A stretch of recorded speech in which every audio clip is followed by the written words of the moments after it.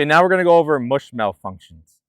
A mush malfunction is when I'm trying to fire, I pull the trigger, and I just get a mushy or dead trigger and nothing happens. All right, so with this, what that means is that the slide was not fully seated forward, so I didn't get a click and the firing pin couldn't move. All right, so that happens from a multitude of different things. We have a failure to extract, where there is a casing or a round still in the chamber, and I'm trying to feed a new round in and it has nowhere to go, so it does not allow the slide to go forward. A double feed, where it might try to send 2 rounds into the same chamber, or a failure to extract, where a casing comes out but gets caught in the ejection port and does not let the slide go forward. Either way, they all will provide you a mush trigger or a mush malfunction, and they're all remediated the same. If I have a mush trigger, I'm out at extension. I pull it, realize it's a mush, my finger comes out and off high on the frame.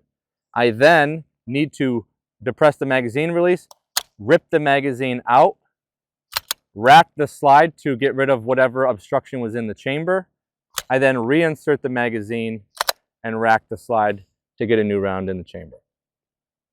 It's important that we do not drop this magazine on the ground, right? We do not want to drop a magazine that has rounds in it.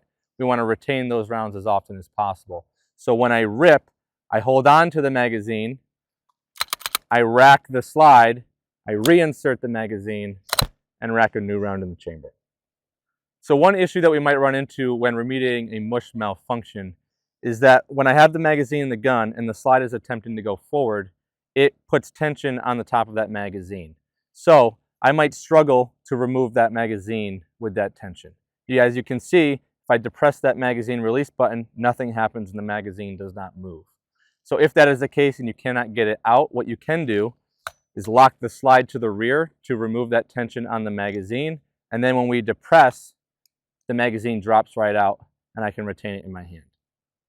Okay, now I'm going to show you a full speed remediation of a mush malfunction. All right, I have a double feed set up and I have the trigger pulled to the rear, so it's a mush trigger.